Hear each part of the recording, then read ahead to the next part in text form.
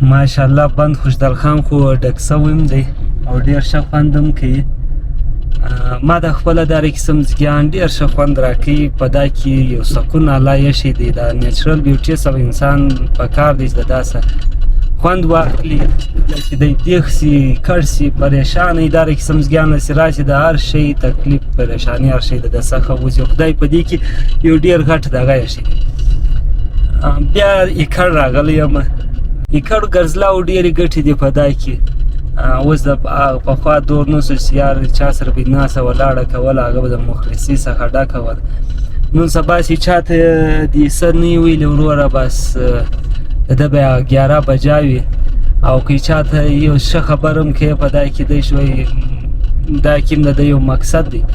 او بیا اوس کښېنیم د یو چا سره وروره خالي یا شیطانت منافقت یا په غلطه لاره به دې سموي په چپه لاره به دې سموي. نو د دې څه ښه د انسان ایکړ وګرځي. او د ایکړ ګرځلاو بیا ډېره ګټه هم د انسان ټوله ورځ یا په خپل بزنسو په دا شانو کې مصروف وي یا کور ته کوچنیان مصروف وي بچیان دي کوچنیان دي نو دی و ځان ته ټیم نشي ورکوی. اوس دور کې خو یو انسان هم و ځان ته ټیم نشي ورکوی. نو په کار دی چې انسان ایکړ و ځان ته ټیم ورکړي یو ګنټه 2 ګنټې ایکړ وګرځېږي چې څوک هم نه وي. په دا کې کړ ګرځلاو دا ګټه هم د یو خو د ده د دماغ سي هغه به یې څه ریلیکس سي او بل د دماغ به یې نور یې څه کړ سي انسان ګرځي د دماغ یې نور ګرو کوي نور تیزېږي. چې څوک در سره خو شیطانت منافقت یا بس یې کړی روان یې ذکر هم چالوي عبادت هم چالوي.